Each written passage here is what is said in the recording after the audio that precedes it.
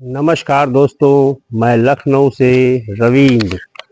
दोस्तों, आज हम आपसे बातचीत करेंगे कि नवंबर के महीने में कौन-कौन से ज़रूरी काम हमें एडीनियम में करने चाहिए।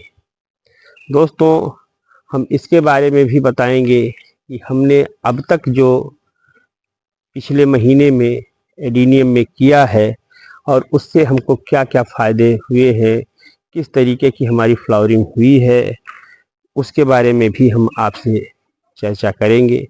दोस्तों, अगर आप हमारे चैनल पर नए हैं तो आप हमारे चैनल को सब्सक्राइब करें तथा बेल आइकन को भी प्रेस करें कि जब भी हम कोई नेक्स्ट वीडियो अपलोड करें तो उसकी सबसे पहले जानकारी आपको मिले। तो दोस्तों, अब हम अपना वीडियो स्टार्ट करते हैं। दोस्तों, ये जो एडीनियम का पौधा है इसको हमने लगाया है और अब ये इस आकार में पहुंचा है, इस शेप में पहुंच गया है कि इसमें अभी भी फ्लावरिंग हो रही है और अच्छी फ्लावरिंग अभी भी हो रही है। आप देख सकते हैं कि जो ये फ्लावर है बिल्कुल गुलाब की तरीके से आपको दिखाई दे रहा है। जैसा इसका नाम है, इसको रेड रोज कहते भी हैं, रेगिस्तानी गुलाब। तो बिल्कुल जैसा नाम वैसा ही रूप। क्योंकि दोस्तों अब जाड़ा काफ़ी शुरू हो गया है और जाड़े में फ्लावरिंग उतनी अच्छी नहीं होती है, लेकिन अगर आप पिछले महीने में कुछ कार्य इसमें किए हैं तो उसका लाभ अभी भी आपको मिलेगा। और क्योंकि दिसंबर और जनवरी के महीने में ये एडीनियम के पौधे जो होते हैं ये डॉर्मेंसी पीरियड में चले जाते हैं और डॉर्मेंसी पीरियड में कोई भी फ्लावरिंग नहीं होती है। बहुत या होगी भी तो बहुत नाम मात्र की होगी, लगभग पत्तियां झड़ भी जाती हैं और कोई फ्लावर नहीं होगा, कोई लीफी ग्रोथ नहीं होगी। इस तरीके से एडीनियम डॉर्मेंसी पीरियड में बहुत ज़्यादा ग्रो नहीं करता है। बिल्कुल जैसा कहा जाता है कि सुसुप्ता अवस्था, उसी सुसुप्ता अवस्था में एडीनियम पड़ा रहता है। लेकिन फिर भी हमको ऐसा नहीं है कि अगर डॉर्मेंसी पीरियड में है तो कुछ कार्य करना ही नहीं है। दोस्तों, कार्य हमको बराबर करते रहना चाहिए, जिससे जब भी डॉर्मेंसी पीरियड समाप्त हो तो उसमें फिर अच्छी फ्लावरिंग हो और देखने में अच्छे शेप का बने। इस तरीके के कार्य हमको करते रहना चाहिए। अब दोस्तों, रही बात ये कि एडीनियम का पौधा जो होता है वो अपने कोडेक्स के कारण ही, जब कोडेक्स का शेप अच्छा होता है तो वो देखने में बहुत ही सुंदर लगता है। क्योंकि जिस एडीनियम का कोडेक्स बहुत अच्छा होता है वो देखने में बहुत ही सुंदर दिखाई देता है। और एडीनियम का कोडेक्स मोटा कैसे हो, इसके बारे में हम आपको बताएंगे कि ये हिस्सा जो कोडेक्स का है ये कैसे गोल मटोल हुआ है, ये कैसे इतना मोटा हो गया है। इसके बारे में हम आपको बताएंगे कि इसको क्या करें हम कि इस तरीके से कोडेक्स बने और आप देखें कि ये पौधा देखने में बहुत ही सुंदर दिखाई देता है। जिसका कोडेक्स बहुत अच्छा होता है वो पौधा देखने में भी बहुत सुंदर होता है। तो कोशिश हमको ये करनी चाहिए कि हमको एडीनियम को बहुत ही गहरे पॉट में नहीं लगाना चाहिए। कुछ लोग होते हैं कि बहुत बड़े बड़े गमले में, बहुत बड़े बड़े पॉट में एडीनियम को लगा देते हैं, जिससे फिर कोडेक्स उनकी लंबाई में बढ़ता है। गहरे पॉट में लगा देने से कोडेक्स लंबाई में बढ़ता है। अगर आप इसको शैलो पॉट में लगाएंगे तो आपका कोडेक्स जो भी होगा पौधे का ये हिस्सा, ये फिर मोटाई में बढ़ेगा। मोटाई में बढ़ाने के लिए कि नीचे का हिस्सा उसका मोटा हो, आप कोशिश करें कि जैसे ये गमला है, ये पॉट है, तो इसकी ऊंचाई ज़्यादा से ज़्यादा 5 इंच 4-6 इंच की ही होगी। 5-5.5 इंच की ही मैक्सिमम ऊंचाई होगी। अब हम बिल्कुल एग्जैक्ट तो नहीं कह सकते, लेकिन आप इसका अंदाज़ा लगा सकते हैं कि ये 5-6 इंच की ही ऊंचाई होगी। और इसमें लगाने से इसका कोडेक्स आपका मोटा हो जाएगा। और कोशिश ये करनी चाहिए कि एडिनियम को बहुत ज़्यादा मिट्टी में दबा के नहीं लगाना चाहिए। हमेशा को जब भी अगर आप चाहते हैं कि आपका एडिनियम अच्छा ग्रो करे, उसकी ग्रोथ अच्छी हो, कोडेक्स अच्छा हो, फ्लावरिंग अच्छी हो, तो उसको शैलो पॉट लें और मिट्टी में बहुत थोड़ा सा ही उसको रखें, ज़्यादातर हिस्सा उसका ऊपर रखें। अगर ऊपर रहेगा तभी वो ग्रो करेगा, चारों तरफ फैल पाएगा। जब फैलेगा तभी उसका ये कोडेक्स का हिस्सा मोटा होगा। ये जो आप देख रहे हैं ये मोटाई, ये तभी होगी। सभी पौधों में जो भी कोडेक्स मोटा हुआ है वो आप देखें, ये इसी का परिणाम है कि आप शैलो पॉट ले। गहरे गमले में कोडेक्स जो होता है वो लंबाई में बढ़ता है। मैं बार बार आपसे ये बता रहा हूँ कि अगर आप गहरा गमला लेंगे, जैसे 1.5 फीट 2 फीट का गहराई वाला गमला लेंगे, तो आपका कोडेक्स जो होगा वो हमेशा लंबाई में बढ़ेगा, वो नीचे मोटा नहीं होगा। और शैलो पॉट लेंगे तो कोडेक्स आपका मोटा होगा।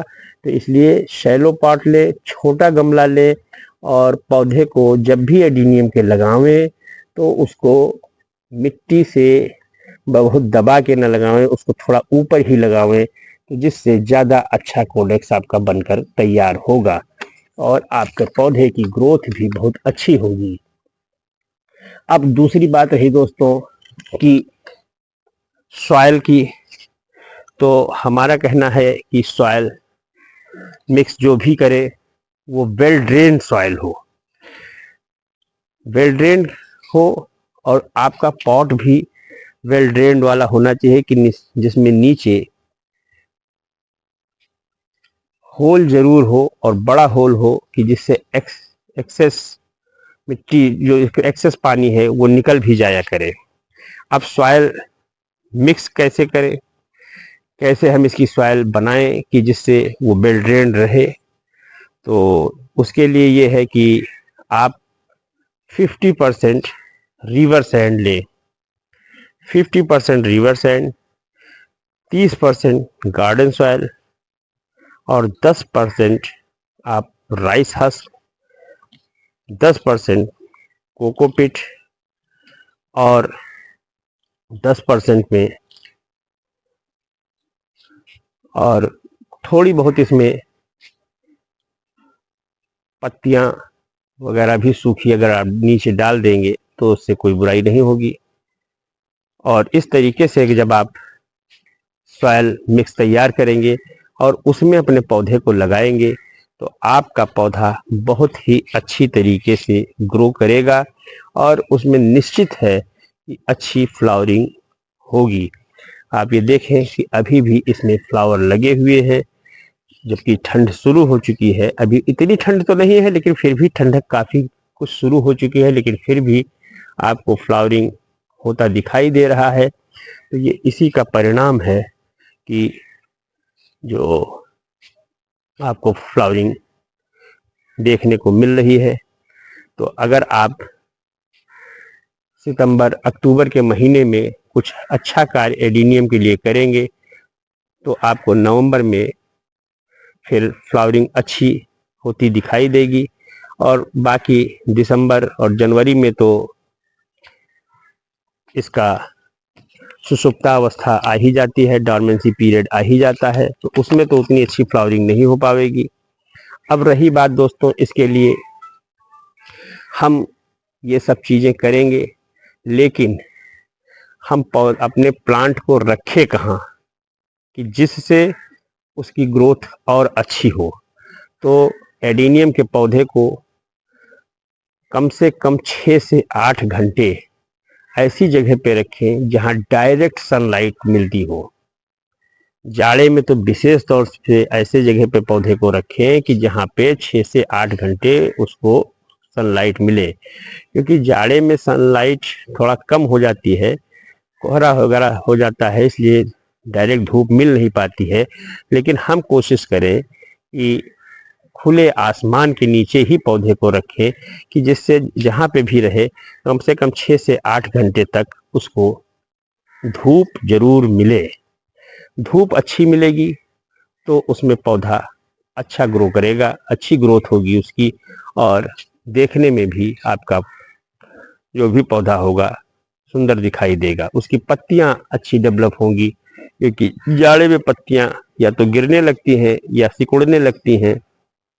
तो अगर उसको धूप मिलेगा, क्योंकि ये पौधा जो है वो गर्मी वाला ही होता है, गर्मी इसको ज़्यादा प्रिय होती है, लेकिन फिर भी ऐसा नहीं है कि जाड़े में ये बिल्कुल फूल देगा ही नहीं या ग्रो होगा ही नहीं। तो ऐसी जगह पे जाड़े में रखें जहाँ से 6 से 8 घंटे की धूप इसको जरूर मिले, तो आपका पौधा सुरक्षित रहेगा, बचा रहेगा और अच्छी तरीके से ग्रो करेगा। फिर रही बात पौधे के पानी देने की, तो ऐसा है कि जाड़े में जब आपकी मिट्टी सूख जाए, जैसे ये मिट्टी है इसकी, और ये सूख जाए, तब आप पानी अवश्य डालें इसमें। मिट्टी सूख जाने पे पानी अवश्य डालें। लेकिन फिर भी हम तो भाई पानी इसमें लगभग लगभग चाहे थोड़ा थोड़ा ही डालते हैं, लेकिन डालते जरूर हैं, प्रतिदिन हम डाल देते हैं।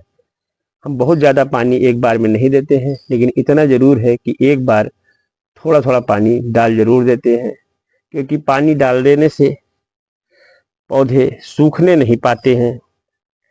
और चूंकि गमले में जो भी है वो एक्सेस पानी निकलने की भी व्यवस्था है, इसलिए प्रतिदिन पानी डालना भी कोई गलत बात नहीं है। आप प्रतिदिन भी पानी दे सकते हैं, ये आपके सामर्थ्य के ऊपर निर्भर करता है। भाई कुछ लोगों के पास होता क्या है कि समय होता नहीं है, तो वो 3-4 दिन पे पानी डाल देते हैं या डालते हैं, या कहिए कहते हैं कि साहब जब मिट्टी इसकी सूख जाएगी तब हम पानी डालेंगे।